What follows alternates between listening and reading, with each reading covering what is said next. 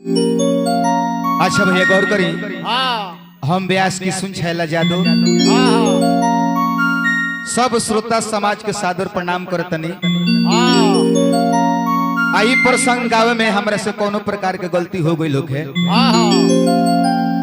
तब व्यास के नाते ना एगो अपना घर के अपना परिवार के सदस्य समझ के रउरा सब क्षमा करो। सबसे पहले शेरबा विश्वकर्मा जी के महिमा हो, जग में अपरंपार। हरे जल के ऊपर कुछ ना रहे संसार। आदि पुरुष आज्ञा दहनी उहो बाबा ब्रह्मा के आगे के लीला सुनी प्रभु विश्वकर्मा के। विश्वकर्मा भगवान के एगो लीला रउरा सबके सुनावता नहीं कि जवना बेरा ए धरती पर कुछो ना रहे, ई धरती पूरा जलवामय रहे, कुछो ना रहे। तो आदि पुरुष ये ब्रह्मा जी के आज्ञा देता नहीं कि ये ब्रह्मा एगो काम करो, तू धरती के सृष्टि करो, धरती के सृष्टि करो कि आगे चल के पर कुछ कल जाओ धोल जाओ। ब्रह्मा जी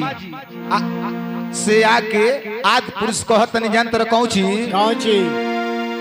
तो आदि पुरुष कहनी ब्रह्मा से बचाना वाना। आदि पुरुष कहनी ब्रह्मा से बचाना वाना।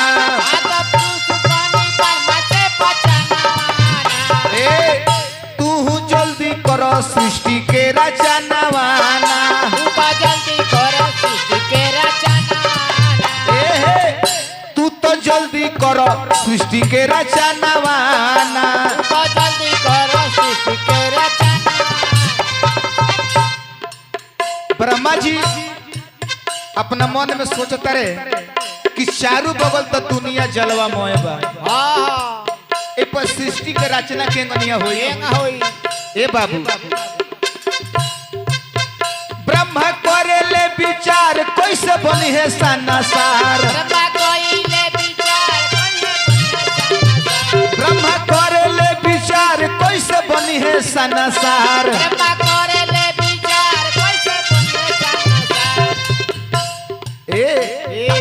ए बबुआ अब तो नहीं बाटे हमारा ज्ञानवाना,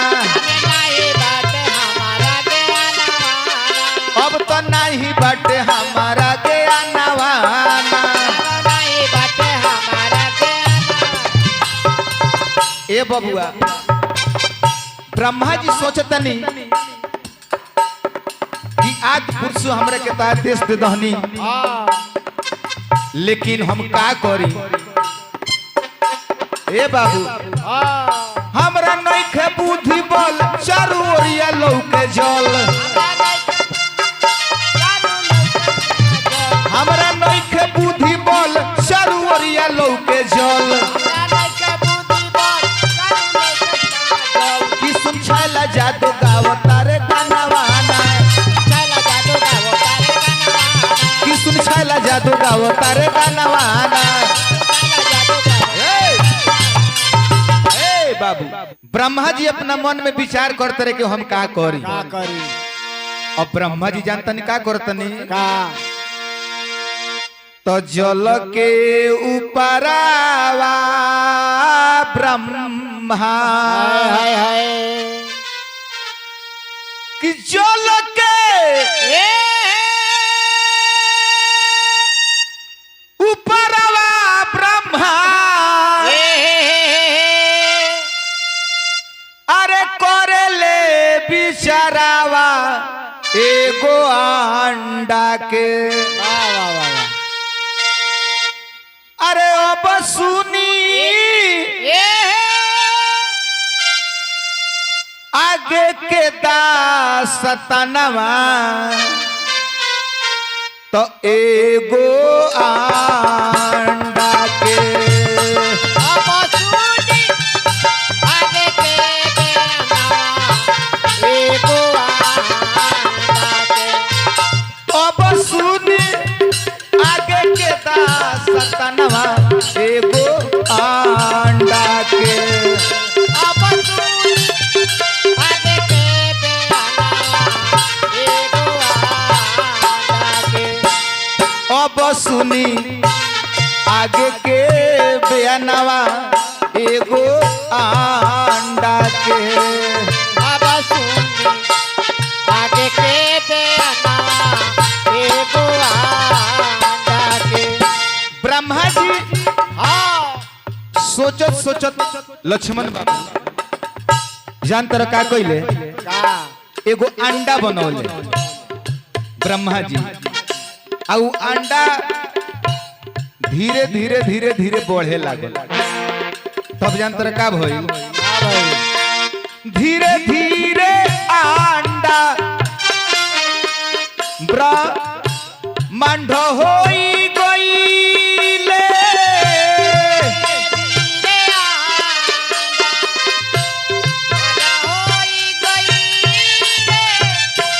धीरे धीरे अंडा ब्रह्मांड होई गइले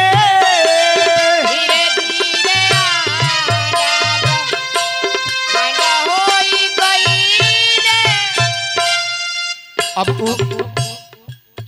अंडवा धीरे धीरे जो बढ़े लागल बढ़ के हो गई तो ब्रह्मा जी सोचले कि अब हम का करी तो ब्रह्मा जी का कहले कि ओ अंडवा के शेष नाग के माथा पर धइले ए बाबू शेष नाग के मस्तक पर धइले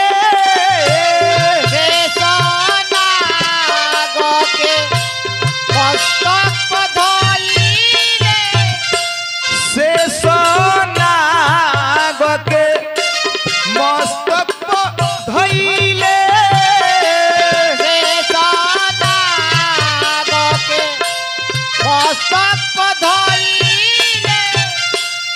जब शेष नाग के माथा पर जब ब्रह्मा जी धइले तो एक जगह अस्थिर ना रहे उ टोले चारू बगल टोले डोले ए बाबू एक जगे टीक रे नाही नाही नाही नाही एक जगे टीके नहीं धरतिया सा थानावा एगो अंडा के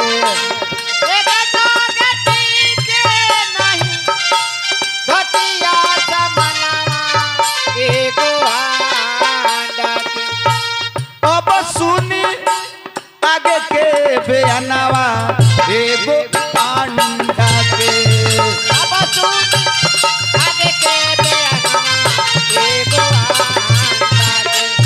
अब सुनी आगे के बयानवा एगो अंडा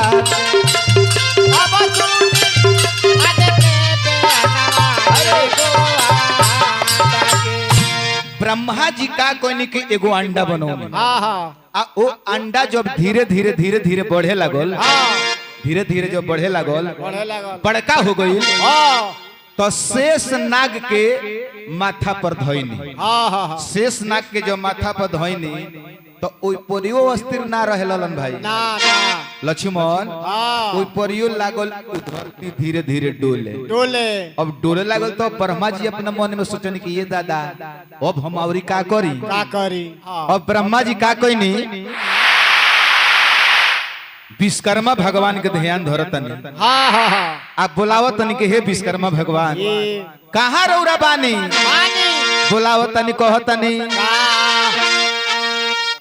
अरे बाबा विश्वकर्मा जी के धइल ध्यानवा करे खातिर ना विश्वकर्मा जी के धइल ध्यानवा करे खातिर ना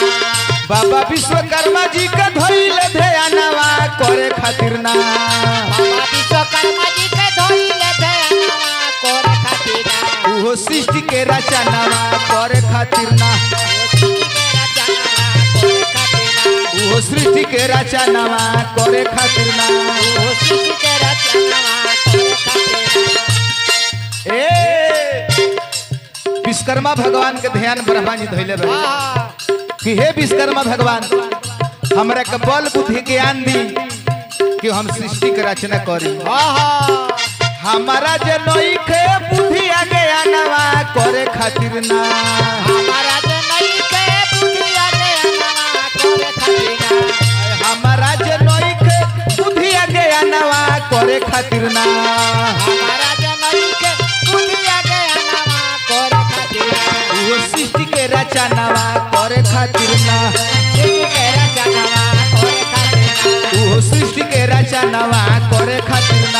वो सृष्टि के रचनावा करे खातिर ना हे विश्वकर्मा भगवान जहाँ कहीं भी रौरा बानी हमारे सामने प्रकट होई आ हमरा के बल बुद्धि ज्ञान दी कि हम तनी सृष्टि के रचना करी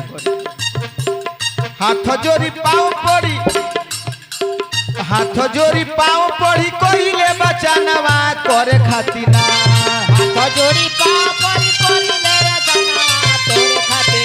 अरे हाथ जोड़ी पाँव पड़ी कहिले बचानवा करे खातिर ना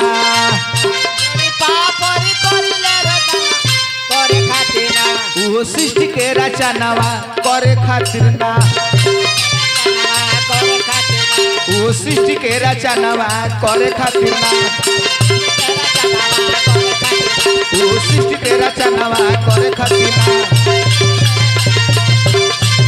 वो सृष्टि के रचनावा करे खातिर ना विश्वकर्मा भगवान के बाबा ब्रह्मा ध्यान धइनी आ ध्यान धइला के बाद से विश्वकर्मा भगवान स्वयं प्रकट हो गनी कहनी के हे ब्रह्मा जी काहे खतरा रौरा हमरा के बोलौनी हो इतना बतिया जब ब्रह्मा जी सुननी तो कहनी कि हे सरकार आद पुरुष के कहला पर सृष्टि के निर्माण करे खतरा हम एगो अंडा बनौले बनी ई ब्रह्मांड के कार हो गइल बा शेष नाग के फोन पर धोइले बनी तब ई माने अस्थिर नइखे रहत हमेशा डोलते रहता तो कोनो ऐसनो उपाय बताई कि जौना से ई जौन धरती बा ई अस्थिर हो जाओ बाबा विश्वकर्मा ज्ञानी दूर करी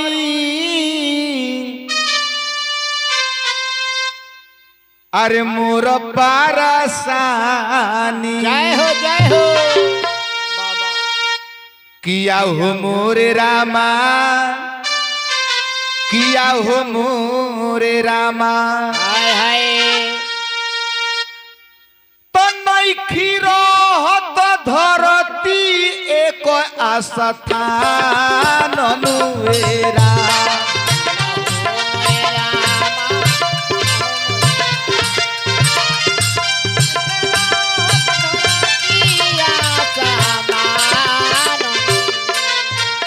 किया हो मोरे रामा आहो मोरे रामा नइखी रहत धरती एक आस्थान अनुहोरा किया हो मोरे रामा आहो मोरे रामा नइखे रहत धरती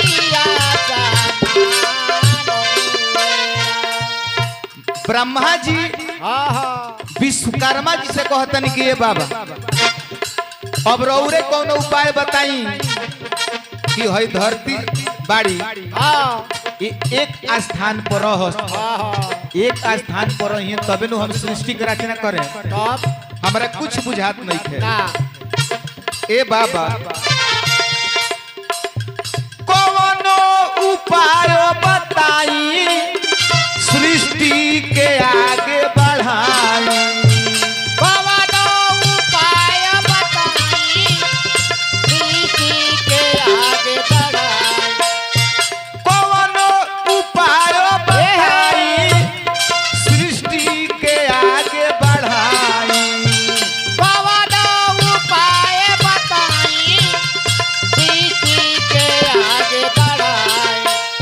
लक्ष्मण बाबू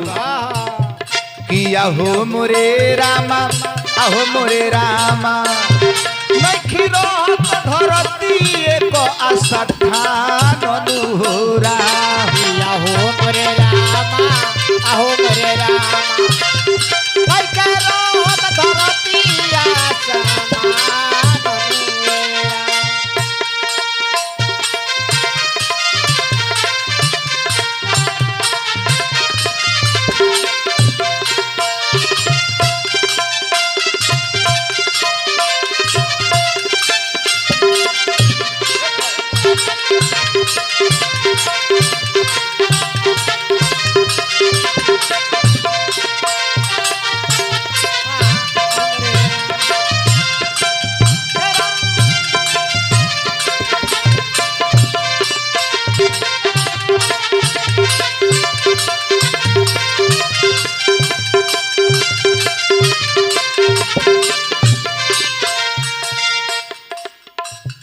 रौरा कुछ सोच विचारी हाय हाय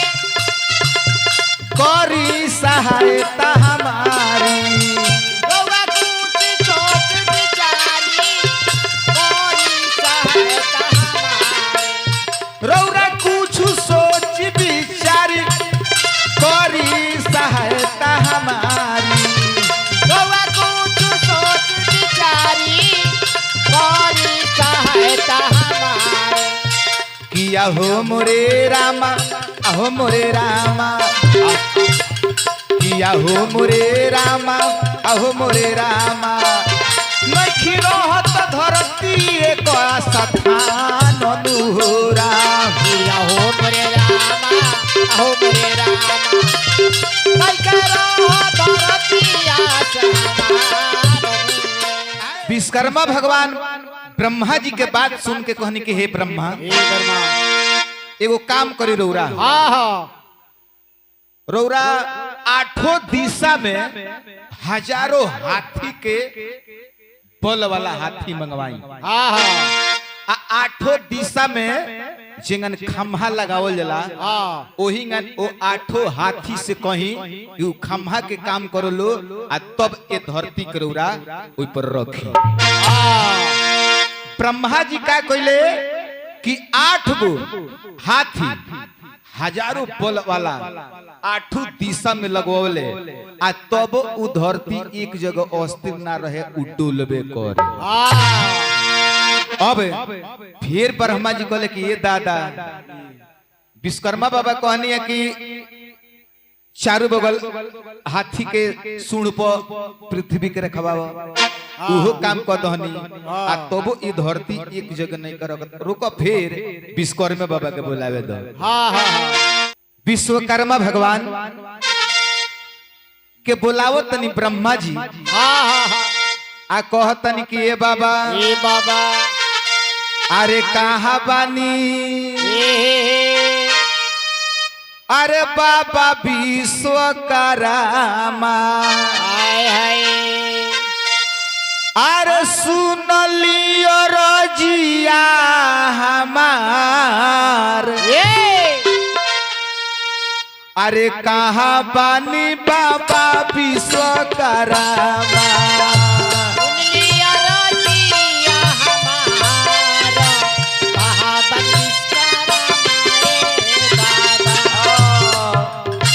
कहाँ बानी बाबा विश्वकर्मा सुनली और जिया हमार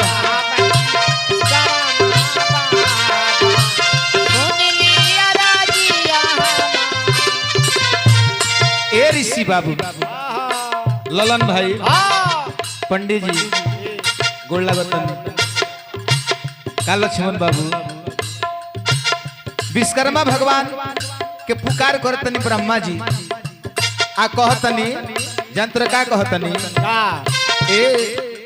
केतनो उपाय कोइनी बाबा टिकत नइखी धरती केतनो उपाय कोइनी बाबा टिकत नइखी धरती हे विश्वकर्मा बाबा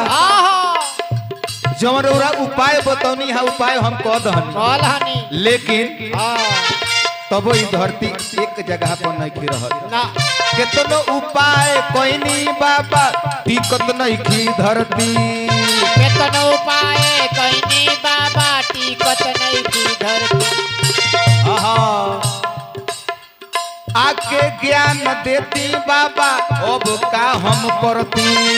आके ज्ञान देती बाबा अब हम का करती आके ज्ञान देती बाबा अब का करती आके ज्ञान देती बाबा अब क्या हम करते कहाँ बानी अरे बाबा विश्वकर्मा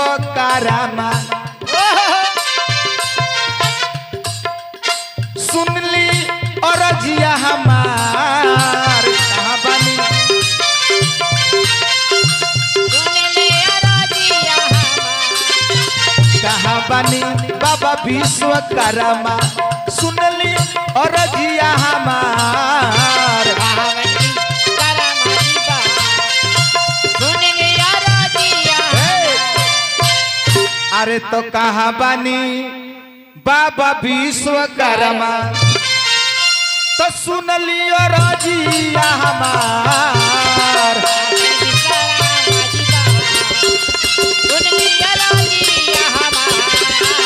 कहाँ बानी बाबा विश्वकर्मा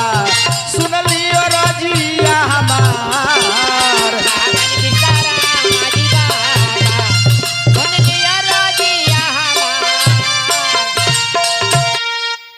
विश्वकर्मा भगवान फिर जो ब्रह्मा जी के आवाज सुननी धावल वही कहनी कि विश्वकर्मा भगवान ब्रह्मा जी के बात सुन के धावल वही आ कहनी कि ब्रह्मा जी का बात बा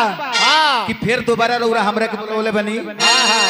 ब्रह्मा जी कहनी कि हे विश्वकर्मा भगवान जौन रउरा उपाय बतौनी है उपाय हम कोई हाथी आला लेकिन तब ई धरती एक जगह पर नहीं अब दोसर कोनो उपाय बताई कि हम का करी तब ब्रह्मा जी के बतिया सुन के विश्वकर्मा जी कहनी कि एगो काम करो मेरू पर्वत के पृथ्वी के ऊपर रखो आ देखो ये उपाय कहीं सेट हो जाता तो हो ही जाता है अब ब्रह्मा जी का कहनी कि मेरू पर्वत के ओह धरती पर धइनी जब धरती पर धइनी तब धरती अस्थिर भइली जब अस्थिर भइली तब विश्वकर्मा भगवान कहनी कि तहरा जवन मन करे तवन तू करो ना अब एजी से हम चलत तनी विश्वकर्मा भगवान एजी से चल रहनी आ ओजिकिए ब्रह्मा जी सृष्टि के रचना करे लगले ता ई कथा हमरा गावे के मेन उद्देश्य ई है बा कि विश्वकर्मा भगवान के अनेक प्रकार के वहां के लीला कइले बनी विश्वकर्मा भगवान के लीला रोज होई तो का हो लेकिन ओरा नहीं के सकत वहां के महिमा महान हो उहे विश्वकर्मा भगवान के कहला पर ब्रह्मा जी अब सृष्टि के रचना करत नहीं कैसे बबुआ कैसे हो अरे कि ब्रह्मा जी करे लगनी अरे कि ब्रह्मा जी करे लगनी अरे सृष्टि के रचनवा 14 गो भाग में अरे कि 14 गो भाग में बनमनी जे नामावा 14 गो भाग में बनमनी जे नामावा 14 गो भाग में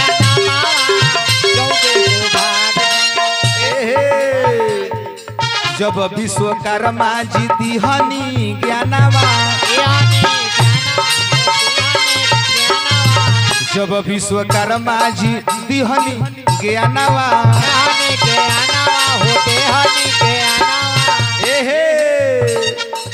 ब्रह्मा जी करे लगनी सृष्टि के रचनावा ब्रह्मा जी करे लगनी सृष्टि के रचनावा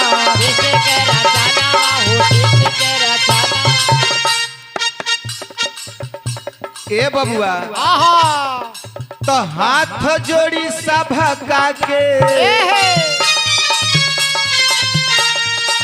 हाथ जोड़ी सभा का के करी परनामावा ब्रह्मा जी करे लगनी सृष्टि के रचनावा ब्रह्मा जी करे लगनी सृष्टि के रचनावा ब्रह्मा जी करे लगनी